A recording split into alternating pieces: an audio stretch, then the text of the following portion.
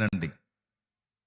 దేవుడు ఎవరిని పిలుస్తాడు, దేవుడు ఎవరిని ఏర్పరచుకుంటాడు, దేవుడు తన పనికి ఎవరిని సిద్ధపరచుకుంటాడు అన్న ప్రశ్నకి సమాధానం ఇందులో ఉంది. దేవుడు ఆసక్తి గల వారిని వెతుక్కుంటాడు. దేవుడు తన కొరకు శ్రద్ధ గల వారిని, తన కొరకు భారం కలిగిన వారిని దేవుడు వెతుక్కుంటాడు. అలాంటి వాళ్ళని దేవుడు ప్రత్యేకంగా ఏర్పరచుకుంటాడు. నేను పాత నిబంధనలో చూశాను, క్రొత్త నిబంధనలో కూడా చూశాను. అహరోను కుమారుడు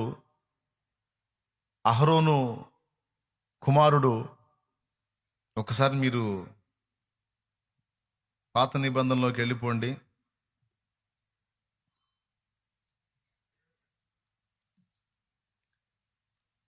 అహరోను సంతతివాడైన ఎలియాజరు అనేటువంటి వ్యక్తి చేసిన కార్యాన్ని దేవుడు చూచి అతని గురించి ఒక నిబంధన చేస్తాడు. నేను చూసి ఓర్వలేని దానిని ఎలియాజరు కూడా చూసి ఓర్వలేకపోయాడు గనుక ఫినెహస్సు ఎలియాజరు కుమారుడు కదా, ఎలియాజరు కుమారుడు ఫినెహస్సు, రైట్. ఎలియాజరు కుమారుడు ఫినెహస్సు నేను చూసి ఓర్వలేని దాన్ని తను కూడా చూసి ఓర్వలేకపోయాడు గనుక ఫినెహస్తో నా నిబంధన స్థిరపరుస్తున్నాను అనే ఒక మాట మాట్లాడతాడు.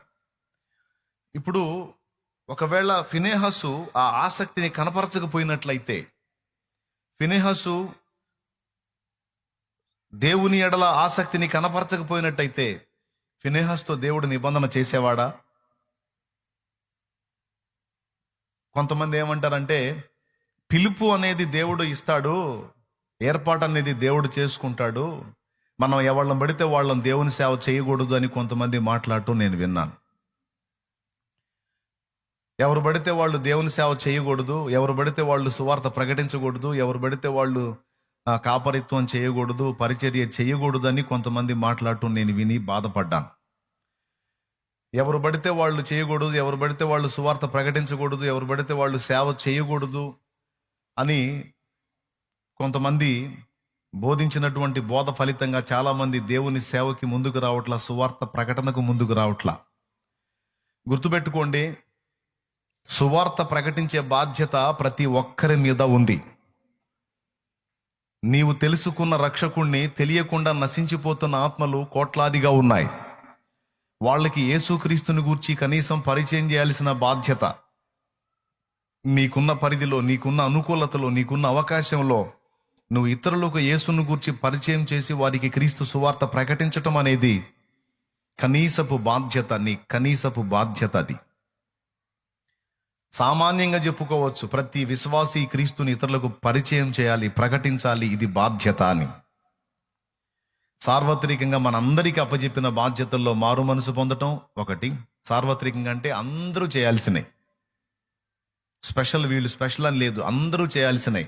మారు మనసు అందరూ పొందాల్సిందే, బాప్తిస్మం అందరూ పొందాల్సిందే, పరిశుద్ధాత్మ అభిషేకం అందరూ దానికోసం ప్రార్థన చేసుకొని ఆత్మాభిషేకం పొందుకోవాల్సిందే. ఈ మూడింటితో పాటు యేసుక్రీస్తు యొక్క సువార్త ప్రకటించటం అందరూ ప్రకటించాల్సిందే. అయితే కొంతమందిని దేవుడు ప్రత్యేకించుకున్నాడు, వాళ్ళు అచ్చంగా ఇక ఎనీ టైం సువార్త ప్రకటించే పనిలోనే అదే సేవగా పెట్టుకొని తిరుగుతూ ఉంటారు, అదొక ఏర్పాటు. అలాగే కొంతమందిని దేవుడు సంఘ కాపర్లుగా నియమించాడు, వాళ్ళు అదే పని కలిగి ఉంటారు. సంఘాన్ని కట్టటం, వ్యక్తులను కట్టటం, వాళ్ళకి సత్యాన్ని బోధించటం, సిద్ధాంతపరమైన విషయాలు నేర్పించటం, ఆత్మల భారాన్ని కలిగించటం, వాళ్ళని దేవుని కొరకు సిద్ధపరచటం, సంపూర్ణులుగా అంటే దేవుని యందు వేరు పారిన వారి ఆత్మీయతలో పెద్దలగునట్లుగా వాళ్ళని తీర్చిదిద్దటం, సంపూర్ణులగుట అంటే అన్ని విషయాల్లో ఎదిగిన స్థితికి వచ్చుట. ఆ విధంగా మందని తీసుకొని రావాల్సిన బాధ్యత ప్రతి కాపరికి ఉంటది.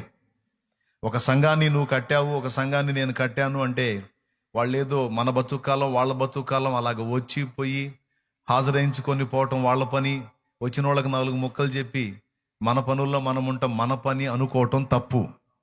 ఎందుకు దేవుడు సంఘాన్ని కట్టాడు, సంఘంలోకి ఆత్మలు తీసుకొని వస్తున్నాడంటే వాళ్ళని సంపూర్ణులుగా చెయ్యమని మొదటిది, ఆయన రాకక ఆయత్తపరచమనేది రెండవది. అందులోనే ఆసక్తి గలవారిని, సిద్ధపడిన వారిని దేవుని పరిచర్య కొరకు ఆయత్తపరచమని, ఆ సంగతిలో నేర్పమని, వారిని పరిపూర్ణులుగా తీర్చిదిద్దమని దేవుడు ఈ సంఘాన్ని, పరిచర్యని, క్రమాన్ని ఏర్పాటు చేసి పెట్టాడు. ప్రియులారా, ప్రతి కాపరికి ఖచ్చితంగా ఈ విషయంలో గ్రహింపు ఉండాలి. సంఘములో ఒక 50 మంది సమకూడినప్పుడు, లేదా ఒక 30 మంది సమకూడినప్పుడు, వాళ్ళల్లో నుంచి కొంతమందిని పరిపూర్ణులుగా సిద్ధపరచుకొని దేవుని పని కొరకు వాళ్ళ ఆసక్తిని బట్టి వాళ్ళని సమకూర్చటం అనేది చెయ్యాలి. మీ బతుకంతా అంతే కూర్చోండి, నా బతుకంతా నేను ఇంతే కూర్చుంటాను, మీరు అలాగా నేను ఇలాగా, ఇది ఇంతే అనే పని కాదు కాపరి పని. ఏమీ తెలియని వానికి సత్యం నేర్పాలి, ఆత్మీయతలో కొద్దిగా ఉన్న వాడిని పరిపూర్ణుని చేయాలి, రాకడకు ఆయత్తపరచాలి, సువార్త ప్రకటించే వారినిగా చేయాలి, వాళ్ళని ఆత్మల సంపాదకులుగా తీర్చిదిద్దాలి. అంతేకాదు ఇంకా సిద్ధపడి ఆసక్తి కనపరిచిన వారైతే వాళ్ళని సేవకులుగా, సేవకురాండ్రుగా సిద్ధపరిచి దేవుని పనికి పంపాలి. నువ్వు 30 మందిని కలిగి ఉన్నావో, 50 మందిని కలిగి ఉన్నావో, 100 మందిని కలిగి ఉన్నావో, 150, 200 నాకు తెలియదు, లేకపోతే 1000, 2000, 10,000 ఎంతమందిని నువ్వు కలిగి ఉన్నావో నాకు తెలియదు. కానీ నీకు నాకు మనకు అప్పగింపబడిన పరిచర్యలో, మనకు అప్పగింపబడిన ఆత్మలని సంపూర్ణులుగా చేయుట, రాకడకు ఆయత్తపరచుట, సువార్త ప్రకటించుటకు, ఆత్మల్ని సంపాదించుటకు వారిని సిద్ధపరచుట, అంతేకాదు వారి వారి ఆసక్తిని బట్టి దైవ సేవ కొరకు వారిని సిద్ధపరచుట, ఈ 4 ముఖ్యమైన పనులు ప్రతి కాపరికి ఉన్నాయి. వీటి విషయంలో బాధ్యత కలిగి లేని కాపరి రేపు గద్దింపును ఎదుర్కొంటాడు దేవుని ముందు, న్యాయపీఠం ముందు. ఈ విషయంలో గ్రహింపు కలిగి జాగ్రత్తగా సిద్ధపడి ఈ 4 అంశాలలో మెలకువగా వ్యవహరించిన కాపరి రేపు బహుమానం పొందుతాడు, కిరీటం పొందుతాడు దేవుని ముందు. నీకు అప్పగించిన మందని ఎక్కడ వేసిన గొంగళి అక్కడే అన్నట్టుగా ఉంచలేదు, కానీ నువ్వు వాళ్ళని తీర్చిదిద్దావు, పెంచి పెద్దవారిని చేశావు, సువార్త ప్రకటించే వాళ్ళని చేశావు, ఆత్మల సంపాదకుల్ని చేశావు, రాకడకు ఆయత్తపరిచావు. అంతేకాదు వాళ్ళలో అనేకుల్ని కాపర్లను గాను, సేవకులను గాను చేసి, సంఘాలు కట్టేటట్టు చేసి, పరిచర్యను విస్తరింపజేసి, నా పనికి ప్రయోజనాన్ని కలిగించావు, లాభాన్ని తెచ్చావు. బలా నమ్మకమైన మంచి దాసుడా, ఇదిగోదా అని కిరీటం పెడతాడు, బహుమానం ఇస్తాడు, రేపు సింహాసనం ఎక్కిస్తాడు. ఒకవేళ ఈ విషయాల్లో మనం శ్రద్ధ కలిగి లేకుండా కాపరి అనేవాడు తన బాధ్యతను సరిగా నెరవేర్చకపోతే రేపు ఖచ్చితంగా గద్దిస్తాడు. పనికి మాలినవాడా, నేను నీకు ఇచ్చిన మందని ఏం చేశావు, నువ్వు ఎలా ఉన్నారు వాళ్ళు అని వాళ్ళని గురించి లెక్క అడుగుతాడు, గద్దిస్తాడు కూడా. 4 విషయాలు చెప్పాను, ఇంకొకటి కూడా ఉంది. వాళ్ళని పెంచి పెద్ద చేయటం, పరిపూర్ణులను చేయుట అనే పాయింట్లో, ఈ 4 పరిపూర్ణులుగా చేయుట, ఎదిగిన వారుగా చేయుట అనే దానిలో వాళ్ళకి సత్యాన్ని గూర్చిన గ్రహింపు కూడా నేర్పించాలి. రకరకాల దుర్బోధలు ఉన్నాయి, రకరకాల బోధలు ఉన్నాయి. ఈ దుర్బోధలలో ఏది సత్యమో ఏది అసత్యమో కూడా దేవుడు మనకిచ్చినటువంటి ఆత్మలకు వంట పట్టించాలి. అందరూ ప్రకటించేది సత్యము కాదండి. కొంతమంది సత్యాన్ని ప్రకటిస్తున్నారు, కొంతమంది అసత్యాన్ని ప్రకటిస్తున్నారు. సంఘానికి సత్యమేదో అసత్యమేదో గ్రహింపు కలిగించి సంఘము సత్యమునకు స్తంభమై ఉండేటట్టు జాగ్రత్త తీసుకోవాలి. ఈ 5 సంగతులు సత్యాన్ని గూర్చిన జ్ఞానం కూడా వారికి గ్రహింపు కలిగించాలి అనేది కూడా ఒక బాధ్యత కాపరిది. ఇలాగా కాపరి తన పని జరిగించాలి, సువార్థికుడు తన పని జరిగించాలి, ప్రకటించాలి. అలాగున దేవుడు ఎవరెవరిని ఏ ఏ పనులకు నియమించాడో ఆ పనుల్లో తమ బాధ్యతలు సరిగా నెరవేర్చాలి. అయితే దేవుడు తన సేవ కొరకు ఎవరిని పిలుచుకుంటాడు? నువ్వు ఎందుకని దేవుని పనికి రాలేదు అని ఒకరిని అడిగితే, నాకు పిలుపు లేదండి అన్నాడు. నువ్వెందుకని సువార్త ప్రకటించవు అంటే, నాకు పిలుపు లేదండి అన్నాడు.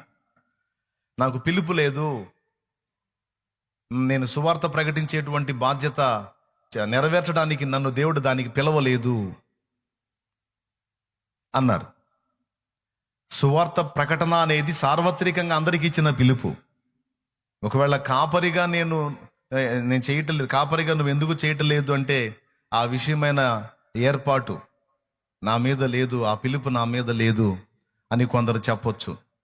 కానీ సువార్త ప్రకటించి నశించిపోతున్న ఆత్మలను రక్షించాలి అనే విషయంలో అందరికీ పిలుపు ఉంది. అందరూ చేయాలి ఆ పని.